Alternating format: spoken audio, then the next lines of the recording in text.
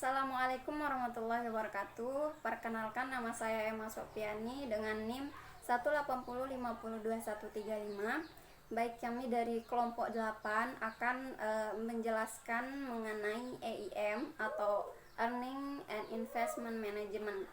Jadi di sini saya akan membahas tentang konsep EIM. Konsep dari Earning and Investment Management atau EIM.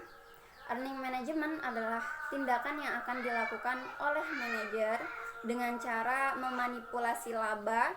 Tindakan yang akan dilakukan oleh manajer dengan cara memanipulasi laba dalam laporan keuangan dengan pemilihan kebijakan akuntansi untuk mencapai tujuan tertentu, baik untuk kepentingan pribadi maupun untuk kepentingan perusahaan. Sedangkan untuk investment management adalah manajemen profesional yang mengelola beragam sekuritas atau surat berharga seperti saham, obligasi, aset lainnya dengan tujuan untuk mencapai target investasi yang akan menguntungkan bagi investor. Adapun hubungan antara keduanya terdapat pada pentingnya informasi mengenai laba dan laporan keuangan. Maka terdapat kecenderungan manajer untuk melakukan earning management dengan tujuan untuk menginvestasi atau mengintervensi atau mempengaruhi informasi dalam laporan keuangan dengan tujuan mengelola stakeholder. Terima kasih. Assalamualaikum warahmatullahi wabarakatuh. Saya Elsie Kurniawati akan melanjutkan materi yang kedua, yaitu informasi pendukung EIM. Pertama, aku harus mendapat informasi dari luar dalam bank itu sendiri, karena berkaitan dengan kemungkinan dilakukannya kebijakan maupun teknik penataan pricing. Kedua, ALKO dalam hal ini membutuhkan informasi dan analisis untuk mengelola pendapatan investasi, seperti ringkasan bulan terakhir dan data historis mengenai perkembangan bank, kemudian ringkasan rekening atas kombinasi portfolio, struktur jatuh tempo, performance, dan yield menurut instrumen investasi. Selanjutnya ada aksi dan implikasi yang memungkinkan. Terima kasih. Baik, di sini saya akan melanjutkan materi selanjutnya, yaitu proses pengambilan keputusan EIM atau Earning Management. Nah, di dalam mengambil keputusan investasi di pasar modal, perlu akan pengetahuan informasi akuntansi yang menjadi kebutuhan penting bagi para investor. Salah satu sumber informasi akuntansi tersebut adalah informasi mengenai laporan keuangan yang di dalamnya terdapat informasi mengenai laba, di mana informasi tersebut menjadi tolak ukur kinerja perusahaan yang akan menjadi objek investasi bagi investor. Nah, mengingat pentingnya peran untuk melakukan earning management yang bertujuan untuk mengintervensi atau mempengaruhi informasi dalam laporan keuangan dengan tujuan untuk mengelabui stakeholder. Terdapat beberapa bentuk earning management yang dilakukan perusahaan. Di sini ada berdasarkan positif, discretionary, actual management. Manajer melakukan earning management dengan cara menaikkan laba. Hal ini dapat dijelaskan melalui bonus plan hipotesis dengan asumsi manajer ingin mendapatkan bonus. 2. Berdasarkan negatif discretionary actual, manajer justru ingin mendapatkan bonus di masa yang akan datang, sehingga mereka menurunkan laba di masa kini. Dan menurunkan laba tersebut salah satunya dengan income smoothing, yaitu penggeseran pendapatan dan beban antar periode untuk mengurangi fluktuasi pada laba. Salah satu alasan perusahaan melakukan earning management yaitu karena ingin memenuhi ekspektasi investor atas pengembalian keuntungan yang diharapkan. Earning management juga dapat mendukung pelaksanaan initial public offering atau IPO, yang dimana laporan keuangan yang berkualitas baik menjadi intensif bagi para calon investor. jika manajer melakukan earning management dengan alasan opportunistik, manajer akan cenderung melakukan pengungkapan yang minimal agar tercipta asymmetric information. Nah, hal ini dilakukan agar manajer lebih leluasa melakukan earning management tanpa khawatir akan terdeteksi. Namun, asymmetric information itu dapat menghilangkan keuangan berkurang sebab reliabilitas laporan keuangan menurun. Di sini ada beberapa proses pengambilan keputusan yang ada dalam earning and investment management. Yang pertama itu, ALCO akan memberikan masukan untuk proses perencanaan strategis mengenai kombinasi neraca dan perkembangannya. Kedua, ALCO harus mempersiapkan kebijakan pricing yang menjamin tercapainya interest margin yang akan menunjang pertumbuhan bank secara menyeluruh. Yang ketiga, ALCO memainkan peran penting dalam hal pengembalian keputusan yang dapat mempengaruhi profitabilitas bank yang bersangkutan. Dan yang keempat, ALCO akan bertanggung jawab dalam menyusun kebijakan dan memberi petunjuk mengenai instrumen yang digunakan. Dan yang kelima, ALCO harus mengesahkan metode internal transfer pricing untuk mengukur tingkat profitabilitas dan kinerja. Sekian dari saya. Wassalamualaikum warahmatullahi wabarakatuh. Assalamualaikum warahmatullahi wabarakatuh. Saya Lydia Aini Zulfandia sebagai pemateri keempat. Baiklah, di sini saya akan menyampaikan sedikit mengenai kebijakan dan petunjuk manajemen. Kebijakan pricing. Kebijakan pricing ini dibagi menjadi 3 bagian. Yang pertama, untuk mencapai interest margin, maka kebijakan dan teknik pricing yang harus diterapkan ALCO seperti metodologi based trending rate pricing harus tercermin dalam bank marginal cost of fund dan lain-lain. Yang kedua, kebijakan pricing mengenai deposit juga perlu ditetapkan seperti dalam market interest rate. Yang ketiga, kebijakan ini juga harus dikaji per periodik dan dimodifikasi karena pasar punya kondisi yang tidak menentu. Sekian dari saya. Wassalamualaikum warahmatullahi wabarakatuh. Baiklah, saya akan melanjutkan materinya, yaitu tentang kebijakan ALCO atau Asset and Liability Committee. Seperti pada umumnya, industri sektor real yang melakukan proses produksi dari input ke output.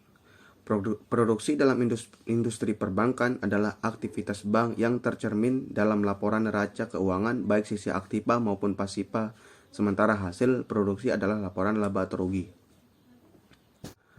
Proses produksi yang dilakukan secara benar akan menghasilkan produksi yang optimal hanya dapat dicapai jika manajemen bank mampu mempersiapkan perencanaan dan pengaturan penghimpunan dan pengalokasian dana oleh pihak atau badan yang baik.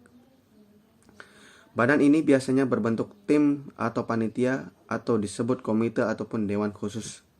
Untuk melaksanakan ALMA sebagai salah satu fungsi yang penting dalam bank, perlu dibentuk organisasi manajemen aset dan liabilitas pada suatu bank. Organisasi manajemen aset dan liabilitas bank terdiri dari Asset Liability Committee (ALCO) dan ALCO Support Group atau ASG. Anggota ALCO terdiri dari pimpinan unit kerja operasional dan unit kerja yang berhubungan dengan tugas ALMA, sedang anggota ASG terdiri dari sekelompok manajer atau staf profesional yang bertugas membantu ALCO. Dan selanjutnya saya akan melanjutkan materi dari Muhammad Saputra. Sebagai contoh, Asset and Liability Committee atau ALCO pada Bank Danamon memberikan tanggung jawab kepada Divisi Treasury and Capital Market atau TCM untuk terus fokus pada pengelolaan neraca yang efisien dan berpegang pada prinsip kehati-hatian. TCM harus mampu mengelola risiko likuiditas Bank Danamon dengan memastikan bahwa kebutuhan likuiditas bank senantiasa terpenuhi untuk mendukung pertumbuhan usaha dan berprinsip kehati-hatian. Selain itu, divisi TCM juga mendapat tugas untuk mengelola risiko suku bunga yang melekat di neraca bank. Assalamualaikum warahmatullahi wabarakatuh. Nama saya Nisa Nur Alina, NIM 18085222133. Baik, di sini saya sebagai pemateri ke-7 akan menyampaikan materi tentang kebijakan portofolio. Menurut ahli keuangan G. Fred Weston, Portofolio dapat diartikan sebagai kombinasi atau gabungan berbagai aktiva. Aktiva itu sendiri dapat diartikan sebagai investasi, surat berharga finansial seperti deposito, properti atau real estate, obligasi, saham, dan bentuk penyertaan lainnya.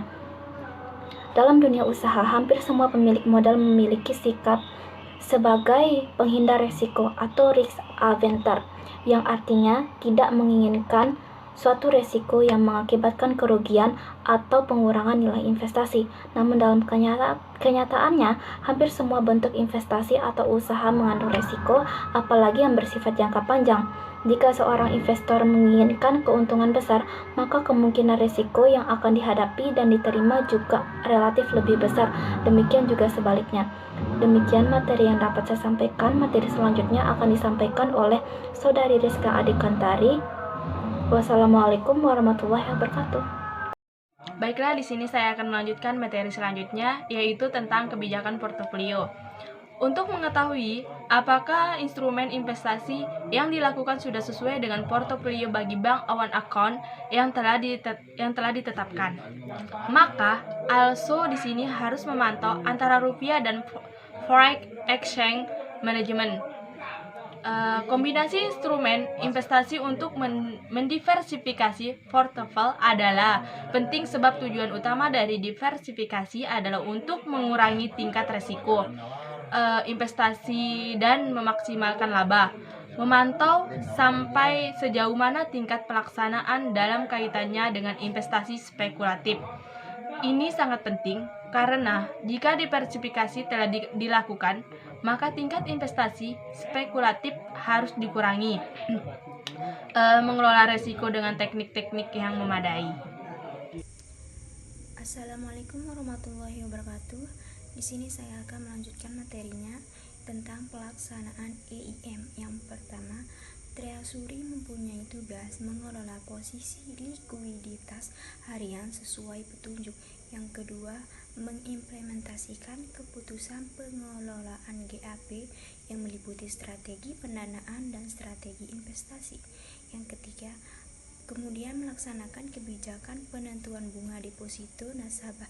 Yang terakhir, mengelola posisi forex harian sesuai petunjuk. Adapun tujuan yang akan dicapai manajemen melalui EIM yaitu mendapatkan bonus serta kompensasi lain, memengaruhi keputusan terhadap pelaku pasar modal, menghindari dari biaya politik. Bismillahirrahmanirrahim. Assalamualaikum warahmatullahi wabarakatuh. Baik, saya di sini Iza Windani sebagai pemateri ke-10 akan menyampaikan materi mengenai beberapa motivasi yang telah mendorong manajemen untuk melakukan earning and investment management. Yang pertama yaitu motivasi bonus. Motivasi bonus berusaha mengatur laba bersih untuk mendapatkan bonus yang maksimal. Yang kedua yaitu motivasi kontrak, termasuk dalam utang jangka panjang, menaikkan laba bersih untuk berjaga-jaga apabila perusahaan mengalami technical default. Yang ketiga yaitu motivasi politik. Motivasi politik adalah motivasi hal yang tidak bisa jauh dari perusahaan, terutama dalam perusahaan besar dan industri, karena berperan penting pada kehidupan orang banyak. Yang keempat yaitu motivasi pajak, motivasi yang sangat penting bagi perusahaan untuk mengurangi pelaporan laba bersih. Yang kelima yaitu pergantian CEO. Yang keenam yaitu penawaran saham perdana, dan yang terakhir yaitu motivasi pasar modal. Sekian materi dari saya. Wassalamualaikum warahmatullahi wabarakatuh. Assalamualaikum warahmatullahi wabarakatuh. Nama saya Miftol Hair. Di sini saya akan membahas dalam EIM, manajer sering melakukan pola sebagai berikut. 1. Taking about dilakukan pada saat pergantian CEO demi peningkatan laba pada periode selanjutnya. 2. Income minimization atau minimalisasi pendapatan, merendahkan laporan jumlah laba saat perusahaan mengalami profitabilitas yang tinggi. Hal ini dilakukan guna mendapatkan perhatian politis. 3. Income maximization atau maksimalisasi pendapatan, dilakukan pada saat perusahaan mengalami penurunan agar mendapatkan bonus yang lebih besar. 4. Income smoothing atau peralatan laba, karena investor terlebih menyukai laba yang relatif stabil, sehingga perusahaan meratakan laba yang dilaporkan dan akan mengurangi fluktuasi laba yang terlalu besar. Adapun teknik yang dilakukan oleh manajemen laba yaitu 1. Memanfaatkan peluang untuk membuat estimasi akuntansi. 2. Mengubah metode akuntansi. 3. Menggeser periode biaya atau pendapatan. Sekian dari saya.